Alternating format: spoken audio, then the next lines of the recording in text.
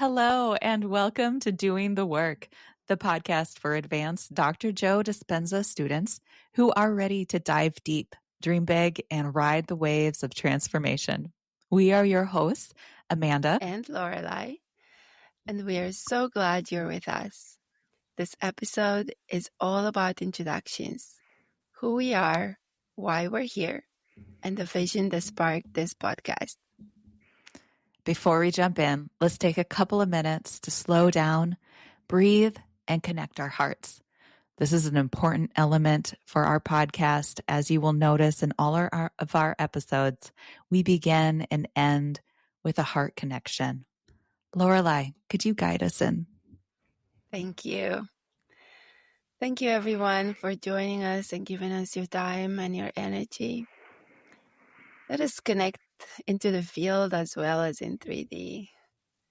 If it's comfortable for you, please close your eyes and place a hand on your heart, drawing your attention to the center of love, creativity, and friendship.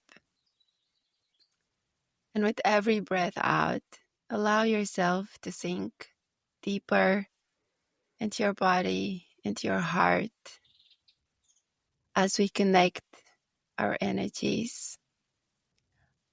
I would like to connect with the energy of when I first met Amanda, the retreat.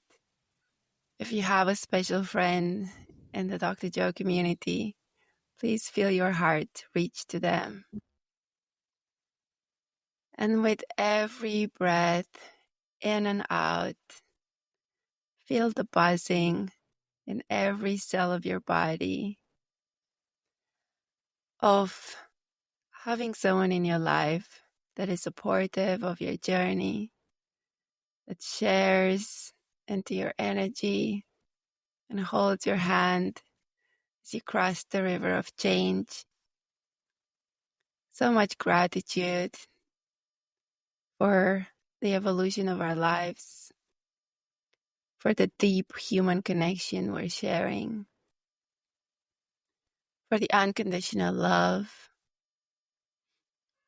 and the endless joy we bring each other. Let's feel our hearts expand bigger and bigger as I connect my heart to Amanda's, merging into her field, bursting with love and with joy, and expanding this bubble of love to you and your special friends in the community, creating patterns within patterns, being the change we want to see in the world. And with every breath, let us draw in more of this beautiful quantum energy. Draw it into your hearts and up to our throats as we express our intention to be clear and draw in our highest selves. And we draw this energy up behind our eyes, getting ready to see the world through an elevated consciousness and a new perspective. One more big breath as we're getting ready to open our eyes. Thank you all for contributing to this community. We're so grateful for you. Thank you, Lorelai. That feels so great. I have to say, as you were connecting to our first meeting, I remembered seeing you walk across because we were meeting by the windows. So you were like outside of the dining area, and seeing you walk across the area, and I hadn't ever met you before, and just feeling your strong like force, your energy, and you just had a presence like, I'm here. It was really beautiful. Oh, thank you. Yeah. I was welling up when I remembered this. The other day we were recording one of our episodes, and I was saying I just remember it so clearly because that was a special event we had. Well, all of the events are special, to be honest, but True. a lot of things happened for us. We actually went to the same first week long in Niagara Falls. We hadn't met there. Now we were at our first AFU in Denver, and it was such a powerful thing. And we met after a lot of things happened in the quantum, and I think our energies were just bubbling and sparkling all around us. And it really got imprinted in my heart and my brain when I first saw you. Yeah. Denver was such a big one for me too. But I remember coming out of that with so many significant things. It was probably the event where I think I fully started accepting that this was my journey. This is really what I was going to like throw myself into. To have that gift of your friendship afterwards, because we literally spent that summer sending each other voice messages, and some of them were beautifully inspired. Some of them were an example of evolution in process. Yes. But that that summer is just walking in my driveway and feeling a true connection with a true friend that I didn't know I had, and truly evolved to a sisterhood for me of just knowing that there's a heart that I share the space with. And for me, if we true sisterhood when I was really having some struggles, and you were doing Go Loves for me, and you connected with my sister that passed away and was severely disabled. So we never really had that sisterly relationship like you would expect in 3D. And that's exactly what I did have with you years later. So now it's our segment to cry already, I think. yes, I think so. I think so. Because now I have to say the same, because I had also a really challenging moment that summer. And it was Lorelei that stepped in and supported me in a way that I didn't know was possible, with helping me get into healing, but then supporting me in that healing. And then it really elevated this experience and this understanding of what love is. It's so healing to have such a beautiful relationship with another human being. It allowed me to be the person I wished to be. Yeah. Because at times, if you don't have the opportunity, so to say, to show up for someone, you won't know that you can be like that. And so I felt also so grateful for the opportunity to elevate myself to a level where I could be a supportive friend and not just be caught up in my own BS. Yes. Which is what I was before. Yeah, it's such a contrast, because it's not like we don't have friends that we support in our life, but not so deeply though. No, not so deeply, and not with such an intention to bring in source and to bring in this divine love that doesn't have agendas or a balancing sheet involved in it somehow. It's a program free, just pure love and desire to see each other shine. Yeah. Feels like every time you overcome something, it feels like I've overcome it as well. Yeah. Then your elevated understanding and awareness and whatever else is involved in there elevates my own awareness and understand, because you show up differently and I then show up differently. So it's those metronomes, right? Even when it's hard, the fact that you're doing it kind of allows me to synchronize to you.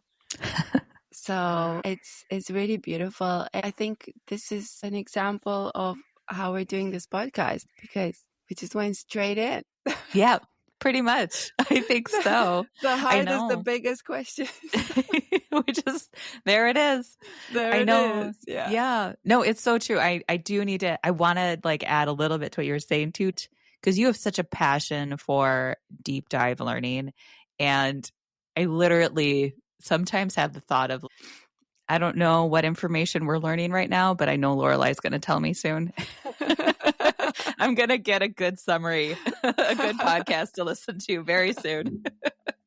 That's so funny. Yeah, I love it. So should we explore some of our questions, do you think? Let's tell people what made us want to do this podcast. Let's do that. Okay. And I'll let you start because the start is yours. Well, I think the start is, and really it's us. I think this podcast has literally been in the making for 2 years because, like I said earlier, Lorelai and I spent a summer literally just exchanging voice messages. It went beyond that summer, but I think that summer really set a foundation. I remember my kids just being like, "Who are you talking to?" "Oh, she's sending a message to Lorelai." Same. Yeah. Same. Yeah. Are you talking to Amanda? Yes. Yeah. Suddenly your name is like a household name. Like this person they can't see, but you're there the whole time.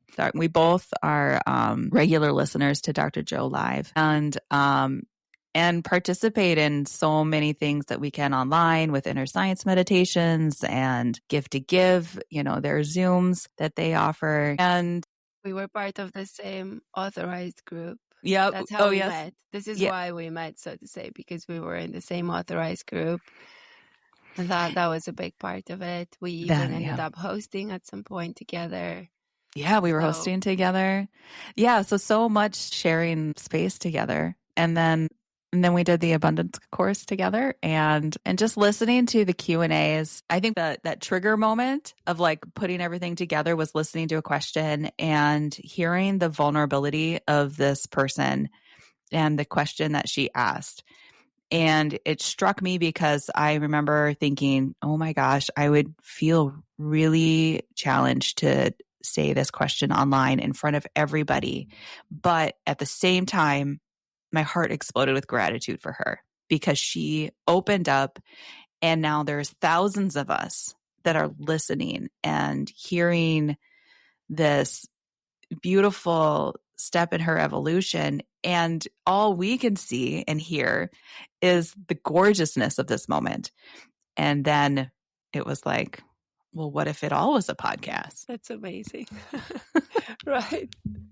I think this really shows our evolution, that we could see the vulnerability in someone's struggle and be inspired to step into the struggle ourselves, because neither of us has ever done anything like this before. We don't have a desire for fame or anything like that, but this community is so important to us, and we have gained so much by being part of it, and we have such a strong desire to contribute to the community and to create a space in which we can get a little taste of what it's like to go to a retreat and meet someone new and see the example of how we can be as friends, as human beings, as members of a community by having practiced this work and having elevated our consciousness, really. I'm sure that you'll agree with me that we are considering ourselves still students. We're not sitting here like, well, we've figured it out. We are students. And I think what really allowed us to do this as well is the fact that we believe in the love of the community and their graciousness, understanding that we're just learning ourselves and we are in the unknown. So it won't be that bad even as we're learning.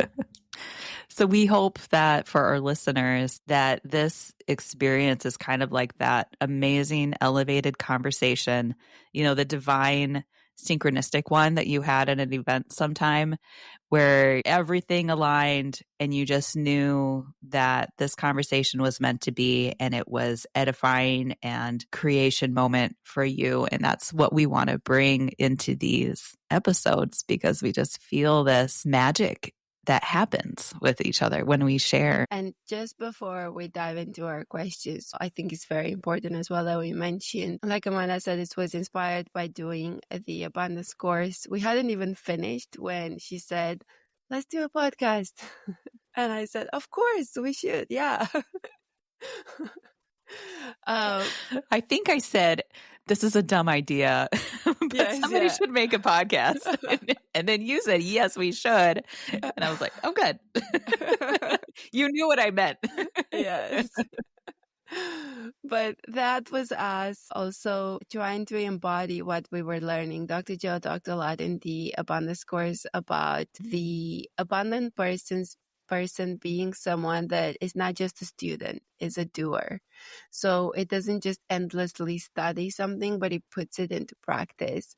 And this was us trying to put it into practice and utilizing what we've learned about goal setting and meditating to bring in 5D energy and being able to overcome roadblocks through the work. So I thought that was really important. We mentioned. It is. Yeah. And I think even to the point where, he gave us a very specific process to follow in that course. And those of you that joined us in that course, I'm sure you know what we're talking about. It was amazing. So we literally took that process and we applied it to this podcast.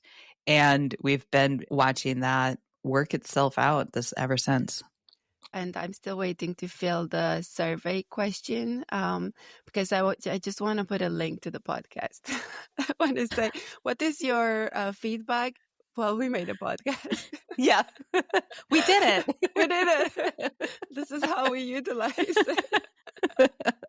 I love that. I haven't filled out my form either because I'd look at it and I'm like, okay, I need another. But maybe that's it. That's probably exactly. Yeah. I love that. All right. Should we explore some of our questions We're now? finally ready, guys. Yeah, we got it. Maybe we'll see how far we get into it. So we like to start our podcast with asking our guests, a short story of how they got into Dr. Joe. You'll notice probably through the episodes that we tend to stick to some main questions, and the magic that comes out of these questions is really blowing our minds already. So, to begin, Lorelei, could you give us a quick story about your journey into Dr. Joe Dispenza's work and share what elements of Dr. Joe's model really spoke to you and intrigued you the most? Oh, my story. I remember this moment so well. And it's kind of crazy because I was in a phase of my life where I was having some big struggles and I was really dissociating. That was my coping mechanism at the time. So I don't have a lot of memories, but this one was just for some reason so clear. I remember where I was and when it was and all of that. I was looking through my library app. I was looking for something new to read. And at some point, I had saved this book called Breaking the Habit of Being Yourself because I thought that was a fun title. So at this moment of struggle, as I was looking through the favorites list, now the title really spoke to me. And I thought, oh my God, that is exactly my problem. It's really not trying to fix anything. It's really changing who I am because I'm sick of myself and I could use a million different techniques on the internet for for things you could do and protocols and Tony Robbins things and whatever other forms of change, but I'm still me. So that was the hook. And the element that spoke to me the most was the understanding that first, who we are is not etched in stone. That is a habit. And I have been breaking other habits before. So it gave me a lot of hope. That is not genetic, is not something you're sort of cursed with for life, like a lottery. You even have a good personality or a bad one, and that's just what it's going to be. And then the fact that there is a chemical component that gets thrown in there, and that is addictive. And so it explained to me why I could struggle beyond just having to utilize willpower of the brain, that there is just another component out there that is my body that has to get used to things as well. That was the door into the quantum for me. Now, how about you, Amanda? What was your introduction into the world and what intrigued you the most in his model? Thanks for sharing, Lorelai. I was also really struggling. I was in, at the time, what I thought was the darkest night of my soul. The challenges that I was facing health wise had exhausted all of the Western methods that I knew of. I have a background in nursing. It had exhausted basically everything except for this idea of a power beyond myself. That's kind of how I'll put it.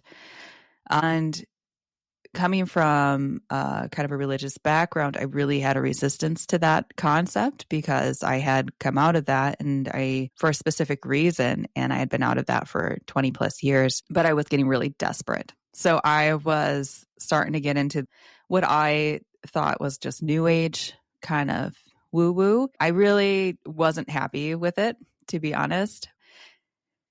I was scrolling on Instagram on some morning and feeling pretty low. And I always think this is funny, but an astrologer that I followed at the time on Instagram was at a Dr. Joe event. No way. Yeah. So she didn't even really say what she was doing. But all I remember is her being like, I'm getting up at 3 a.m. to meditate. Everybody should try a Dr. Joe event sometime. And she said the Dr. Joe Dispenza. And I was like, I've never heard of this name before, but 3 a.m. is an intense time to wake up. And I really love intense things. I just have always been drawn into that. So I immediately Googled him. And honestly, within 20 minutes of reading his story, after it probably took me 10 minutes to spell his name correctly. But once I got in, I read his story. I just knew that whatever this was, whatever the information he had, that was going to be a key. It was like a visceral feeling of a key unlocking a door for me. So I had Breaking the Habit of Being Yourself downloaded probably within 20 minutes of all of that on my phone and just started the journey right away. And honestly, all of the books have had the elements that I love the most. But when I first started, especially with Breaking the Habit of Being Yourself, I had this sense of personal responsibility that I picked up. It was like, you are responsible for your life. The life you're living right now, you created it. And not in just this untangible sense, but like, here is the reasons why you created it. Here is the chemical process. Here is the behavior process. And it was so clear. And I felt this sense of relief because it was like, if I was responsible for this, then that means I can take responsibility and change it. I just have to figure out how I'm going to do that. So that was the first thing for me that was a huge relief. And then all of the science behind it, just the method. And I did a lot of change games in that first year, just walking around my house, change. That was the big step in. That's so cool that we both started with the same book. Yeah. Because I actually thought you started with another book. You always mention becoming supernatural. So I was under the impression that you started with that or the placebo. So that's great. We're still learning about each other. That's amazing after thousands of hours of conversation. Yep. About the work. That's funny. Very cool.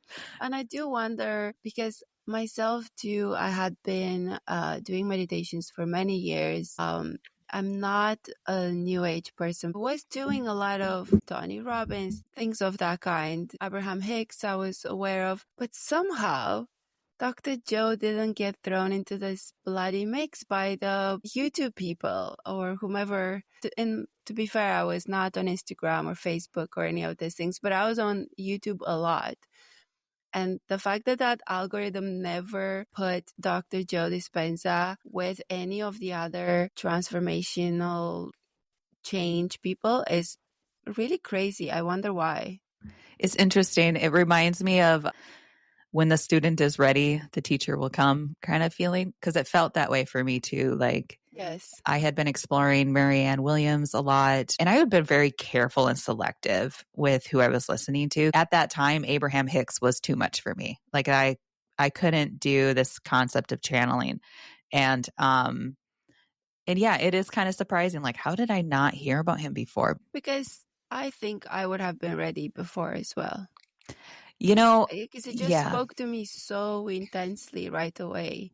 Yeah. And it was just so on point, the fact that, like you were saying, Mm-hmm. there is a science behind it. There is something you can understand. You don't just have to believe. You can understand it. Yeah. It doesn't require this blind faith. You can try it out. This is true. And because I've contemplated this too. I know I've had this conversation with other people. Like, what if you heard about him before? Would you have received it? And I know for sure I would have. Even in my 20s, I would have been like, and I think he was around Oh, yeah, he was 2008. around. And Yeah. in my 20s is when I discovered Marianne Williams and all of that. So I would have for sure discovered him as well. So let's put it out there that the algorithms change a little bit and allow more people to just be aware. And Yeah. it's up to them what they do next. But this is, I think, a great segue into our next question, because so much has changed since those early days, right? Mm-hmm. So if you were to take a snapshot of how you feel about your life and yourself in this moment, what would it look like?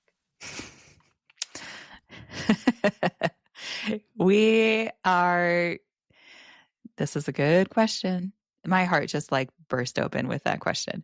So, like, so many words right now. If I was going to take a snapshot and describe this picture, it would be this woman with her heart feeling and being probably 10 times the size of her body.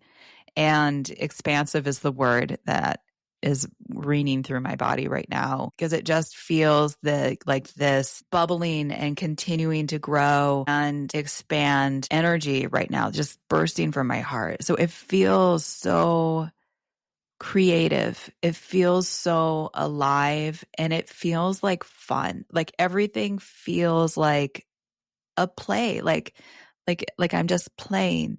And on top of all of that is this immense, it's like in it, it's this gratitude.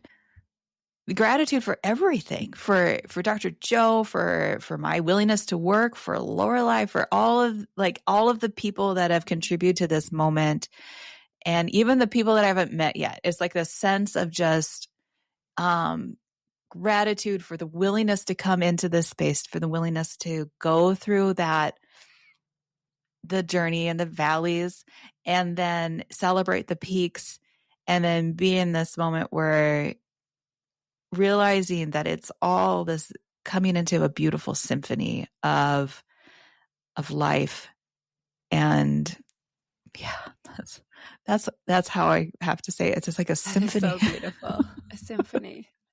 And it's so beautiful because I was thinking, what does my life feel like for me? And it was also musical. I was thinking there's this NPR show called Morning Becomes Eclectic.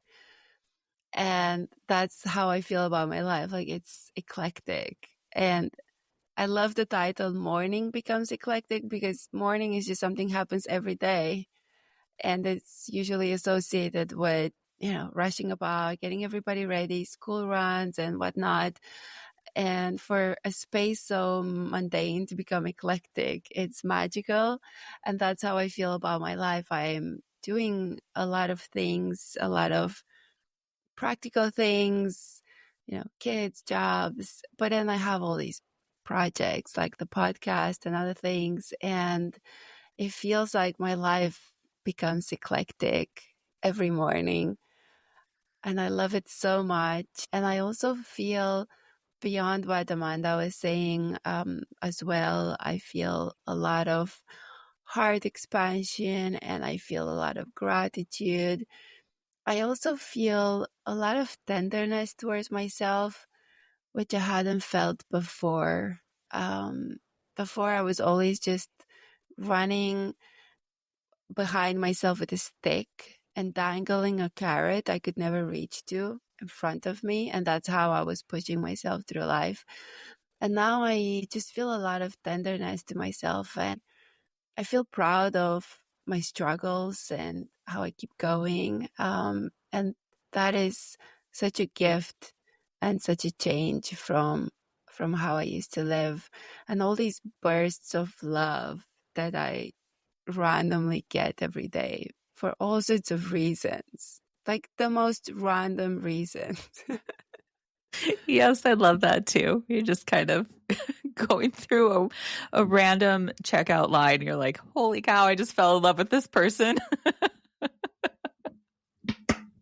Or this concept, what this work revealed to me a lot was how much I am connecting with the big concepts of life. The human connection, for example.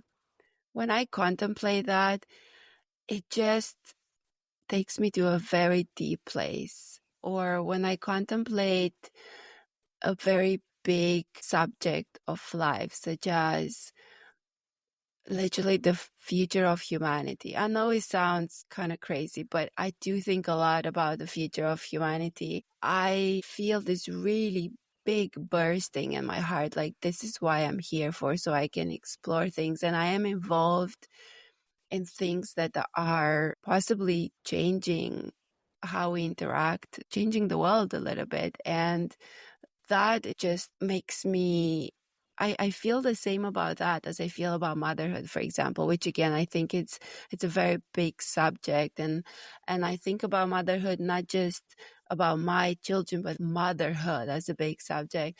And I never allowed myself to really sink into the love I have for big subjects, humanity. I was always thinking, well, who are you? Like, who are you to really sit there and feel joy and feel your heart burst with the possibility of changing the world? Like, come on.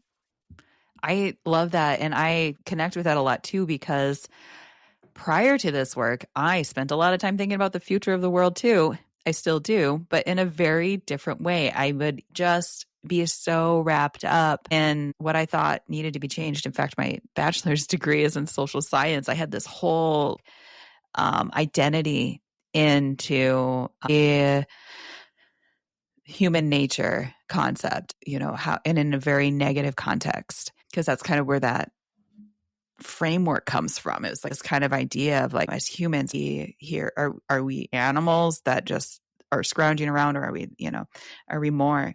And now I have such a joy and such a love for humans and for us and for where we're going and what we're changing and how we're loving each other. And even in interactions with people that are, and I'm taking this beyond Dr. Joe's community, because Dr. Joe's community is amazing. It's just this like bubble of love. You can't help but get excited about all things love and joy and what that means.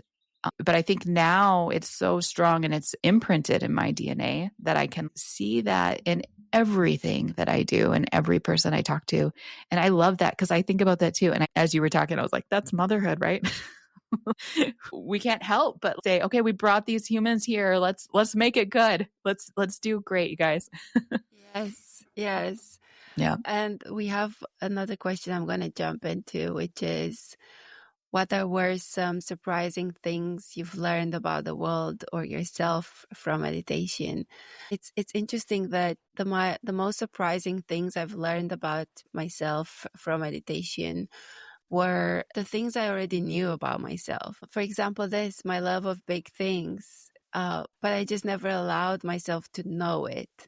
It just always seemed like a fantasy. But for example, I work in finance and business. And when I was asked what I wanted to do with my life, when I was 7 or 8, so I was very, for some reason, drawn to politics. And I wanted to make laws because politicians could do that.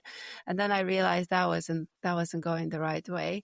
And then I said, okay, I'm going to enforce the law. And I wanted to be a lawyer, but you needed too much money for that. So I said, okay, no, not that one.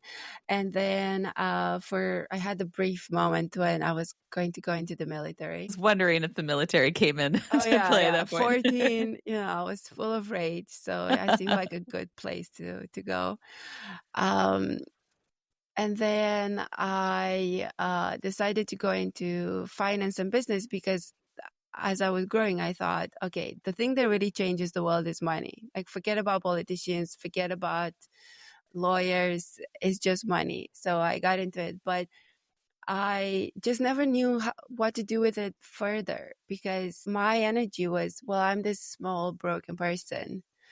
But my soul was, but you love big things and you want to be involved in big things. But I'm this small, broken person that I can barely manage with just doing very mundane things. But blah, blah, blah, blah. So meditation really showed me how to be myself. Oh, that is so well put. And I feel like you just kind of like put some pieces together for me, because I can totally see that. Because for myself, I've always had this just desire to take care of and love people.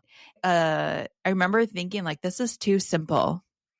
I remember as a kid, there was an exercise in school. I think I was like 13 or 14, where we all had like a piece of paper taped on the back of our back, and everybody had to write something, some quality about that person. And I got mine, and I think the word nice had been written on there like more than any other word. And I remember having this moment of, nice is so boring. Nobody likes nice. That's not exciting. But that was my heart. That was my soul. It was just this idea of, I love humans. I love people feeling comfortable with me. All of my career decisions have always been in line with this idea of like customer service or nursing eventually, where I was just kind of always taking care of somebody. And then as I went along, though, I definitely developed this program of one, oh, that's kind of small and boring. But two, that I'm not enough. I don't have enough love for everybody. I'm getting overwhelmed. I'm getting depleted. I can't love everybody. And this will go to that moment, my first retreat in Niagara Falls, when we first had the coherence healings.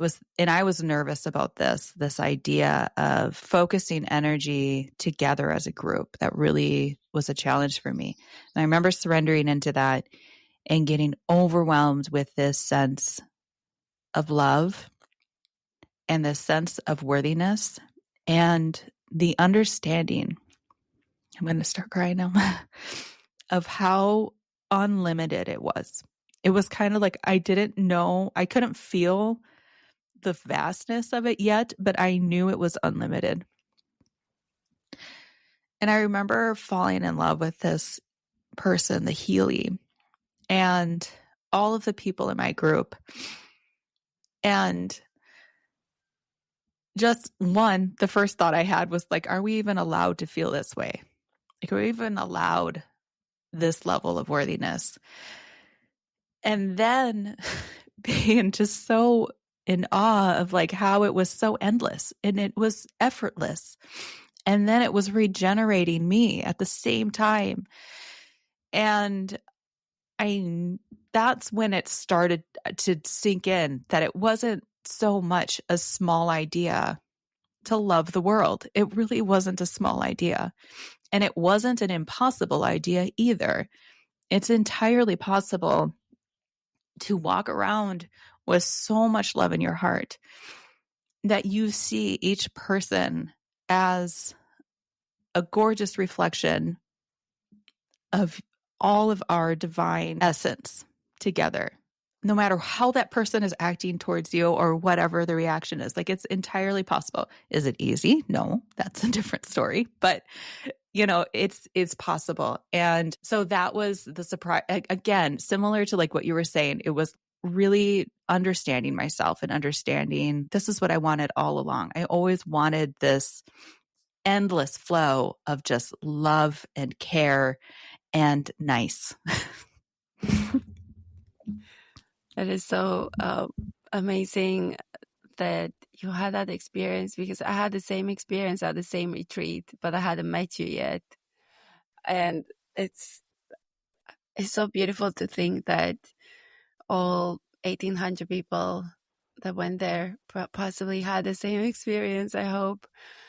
I remember so clearly when we were walking around, because we did the healer's walk around the building. as we were getting ready to enter the rooms for the coherence healings. It was 2022, I think, in September.